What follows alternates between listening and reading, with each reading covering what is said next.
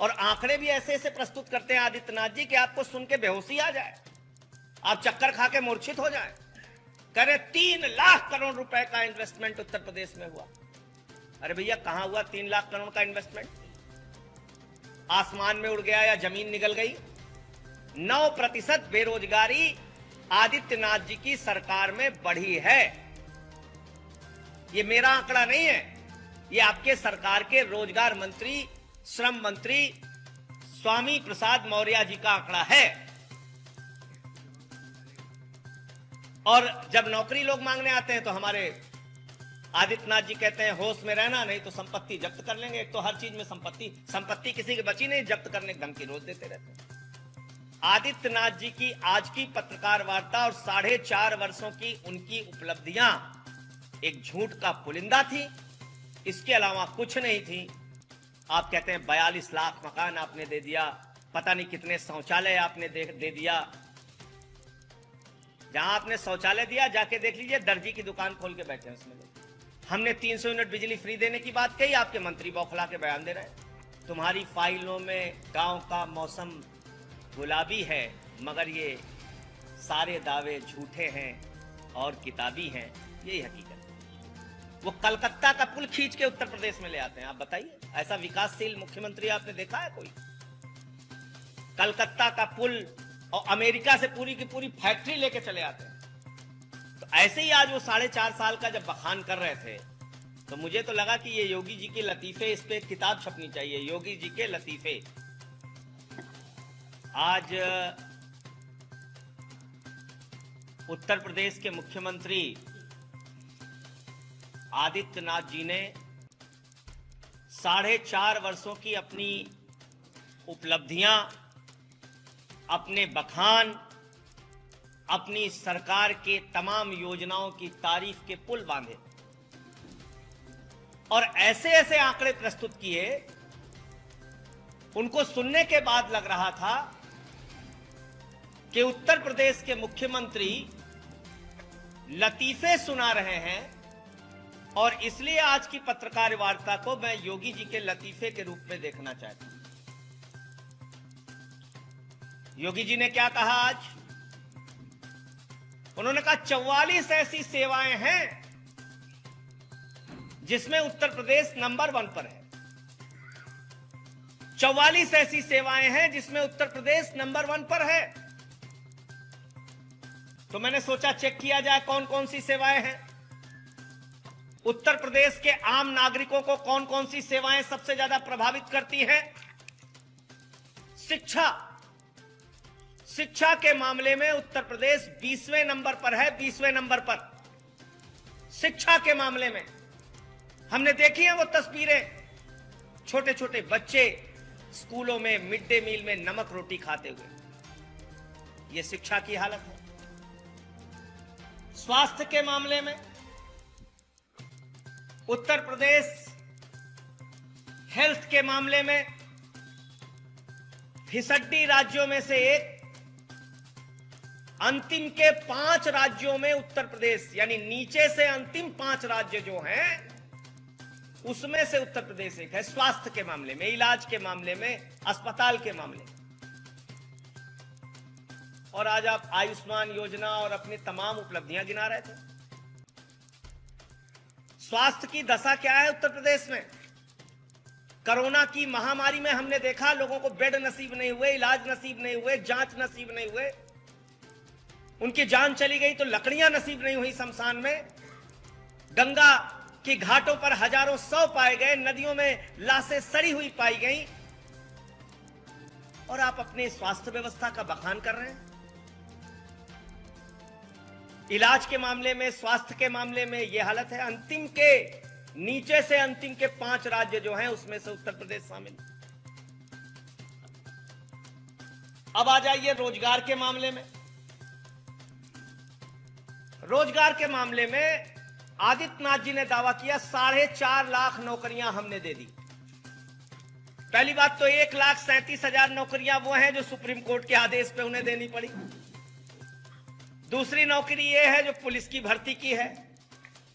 Police की भर्ती की नौकरी की सच्चाई ये है, अभी भी ट्रेनिंग पूरी होने के बावजूद लगभग 25,000 लोगों को आज तक नियुक्ति नहीं मिली, नियुक्ति पत्र नहीं मिला।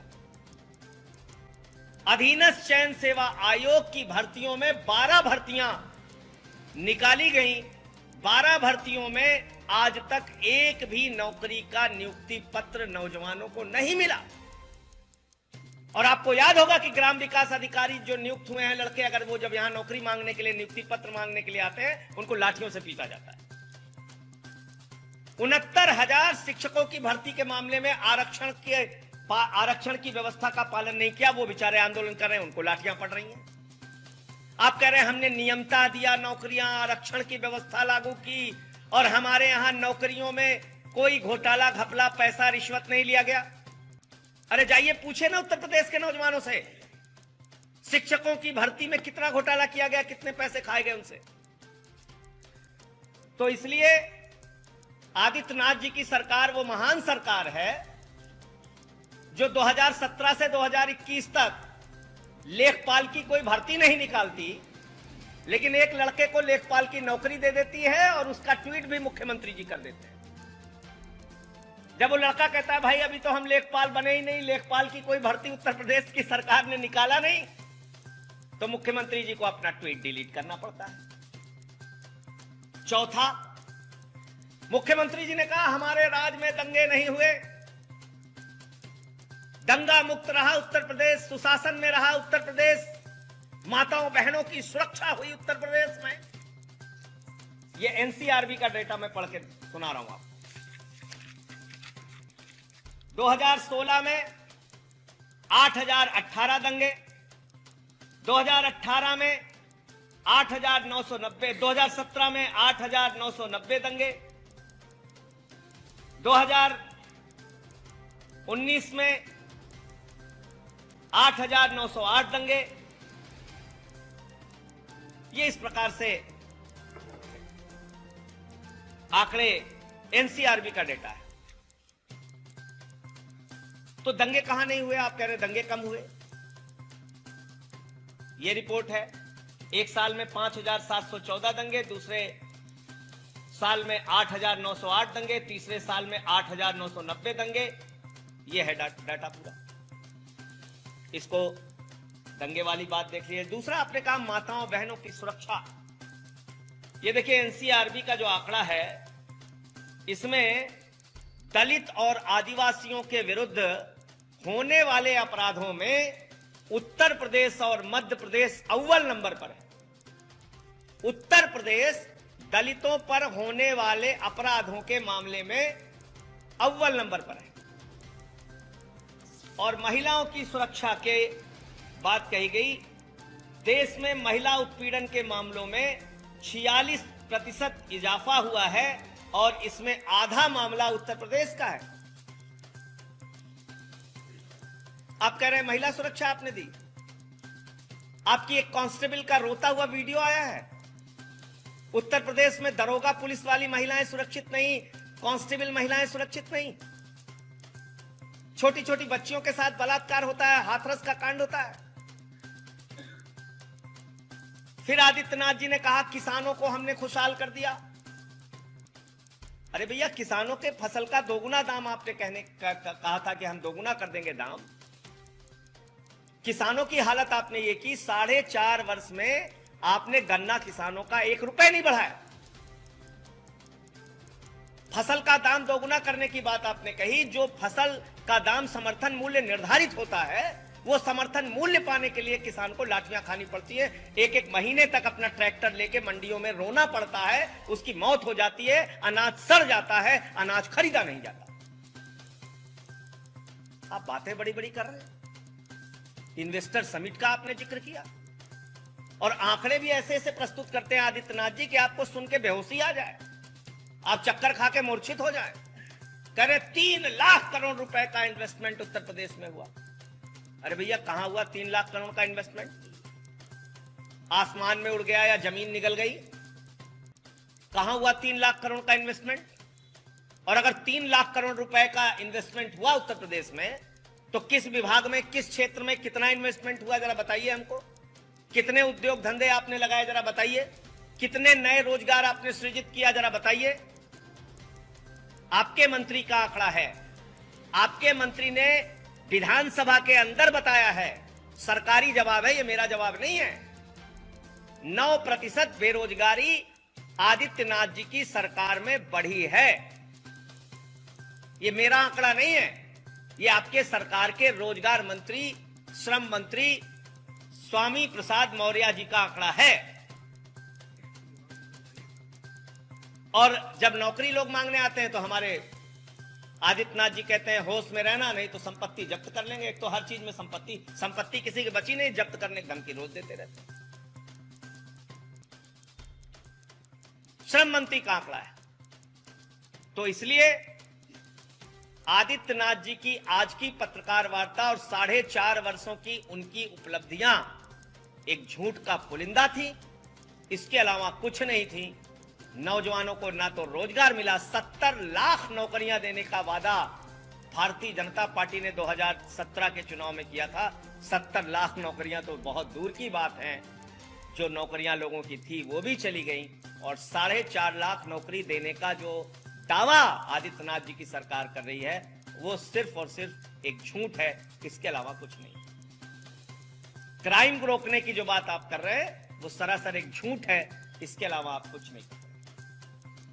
महिलाओं के प्रति अपराध बढ़ा, दलितों के प्रति अपराध बढ़ा, आदिवासियों के प्रति अपराध बढ़ा, और आप कह रहे हैं कि आपने क्राइम में कंट्रोल कर लिया।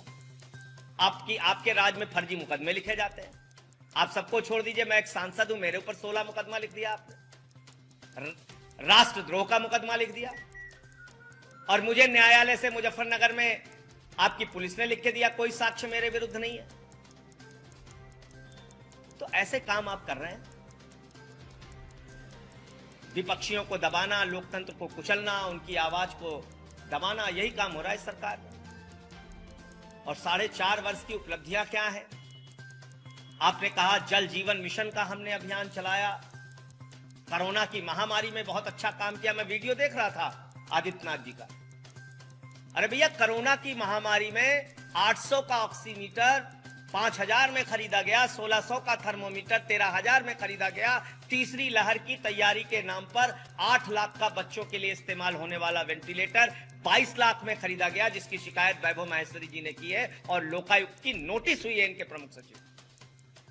जल जीवन मिशन का जिक्र उसमें किया गया। जल जीवन मिशन हजारों करोड़ का घोटाला है, जिस जल जीवन मिशन में बिना एस्टीमेट के टेंडर दे दिया गया, हजारों करोड़, यानी मूल्य निर्धारित ही नहीं हुआ काम का, एस्टीमेट बना ही नहीं और टेंडर हो गया। एनआरएचएम से बड़ा घोटाला हो गया। ये आपके योजनाओं की सच्चाई है। आप कहते हैं 42 लाख मकान आपने दे दिया, पता नहीं कितने शौचालय आपने दे दिया। जहां आपने शौचालय दिया जाके देख लीजिए, दर्जी की दुकान खोल के बैठे हैं उसमें, जाके देख लीजिए आप।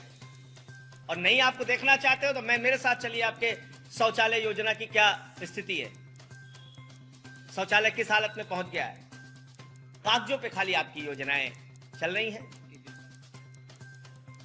बिजली की आपने बात की कि कितने लोगों को निःशुल्क कनेक्शन दे दिया गया, ये किया गया, वो किया गया। हमने 300 यूनिट बिजली फ्री देने की बात कही, आपके मंत्री बौखला के बयान दे रहे हैं, कह रहे हैं जनता उत्तर प्रदेश की मुफ्तखोर हो जाएगी, लालची हो जाएगी। विधायक को फ्री बिजली मिल सकती है, सांसद को फ्री बिजली मिल सकती है, मंत्री को फ्री बिजली मिल सकती है, मुख्यमंत्री को फ्री बिजली मिल सकती है, लेकिन जनता के टैक्स के पैसे से जो मुख्यमंत्री और मंत्री और विधायक सांसद फ्री बिजली लेते हैं, वो जनता को फ्री बिजली नहीं लेने देंगे। जनता को अगर फ्री बिजली मिलेगी तो उसको लालची, मुफ्तखोर, पता नहीं क्या क्या बोले। देश में सबसे महंगी बिजली आप दे रहे हैं उत्तर प्रदेश में, और आप बिजली का बखान कर रहे हैं। आज उत्तर प्रदेश में आपने गड्ढा मुक्त बनाने के लिए कहा था सड़कें, आदित्यनाथ जी, और आपने कहा था 6 महीने में उत्तर प्रदेश की सड़कें गड्ढा मुक्त हो जाएंगी। आप खाली सी शहीद पथ पे चले जाइए। एक दिन मैं अखबार की खबर पढ़ रहा था, 418 गड्ढे हैं इसी खाली शहीद पथ में, जो लखनऊ की सड़क है। छोड़ दीजिए गाजीपुर, मऊ, बलिया, उस तरफ की बात मत कीजिए, आप खाली यहीं की बात कर लीजिए। तो इस तरह से कागजों में बड़ी बड़ी बातें करना, तुम्हारी फाइलों में गांव का मौसम गुलाबी है, मगर ये सारे दावे झूठे हैं और किताबी हैं, यही हकीकत है। बेंच पे इलाज हो रहा है, एक हॉस्पिटल के एक बेड पे 3-3 मरीज भर्ती। प्रसव पीड़ा से पीड़ित एक महिला की मोमबत्ती की रोशनी में उसका प्रसव कराया जाने लगा तो उसकी मौत हो गई हरदोई में। 2 दिन पहले की खबर है। इसलिए दावे बड़े बड़े करने से पहले सच्चाई भी जमीन पर जान लीजिए। मुझे लगता है कि या तो आपको सच्चाई मालूम नहीं, या सच्चाई मानकर, सच्चाई जानकर आपने अपने आंखों पे पट्टियां बांध रखी है आदित्यनाथ जी। इसीलिए आज की इस पत्रकार वार्ता के जरिए आप लोगों के सामने कुछ सच और कुछ जरूरी बातें रखना था। मैंने अपनी बात कही। अगर आपका कोई प्रश्न हो तो आप पूछ सकते हैं। तो मेरे बातों की आप पुष्टि कर रहे हैं ना। आज 4.5 साल में उनके जो विकास के दावे हैं वो विज्ञापन इस बात की सच्चाई है। अब अपने प्रचार, अब देखिए हमारे आदित्यनाथ जी विकास की कितनी लंबी सोच रखते हैं। वो कलकत्ता का पुल खींच के उत्तर प्रदेश में ले आते हैं। आप बताइए, ऐसा विकासशील मुख्यमंत्री आपने देखा है कोई? कलकत्ता का पुल और अमेरिका से पूरी की पूरी फैक्ट्री लेके चले आते हैं। आप बताइए। तो ऐसे ही आज वो 4.5 साल का जब बखान कर रहे थे तो मुझे तो लगा कि ये योगी जी के लतीफे, इस पे एक किताब छपनी चाहिए, योगी जी के लतीफे। आपने बेड़ा गर्क कर दिया उत्तर प्रदेश के लोगों का। और आप बैठ के सर इतनी बड़ी बड़ी बातें, ये दावा मालूम पड़ रहा था कि मतलब पता नहीं स्वर्ग बना दिया, हम लोग स्वर्ग में रह रहे हैं, ऐसा बखान कर रहे थे।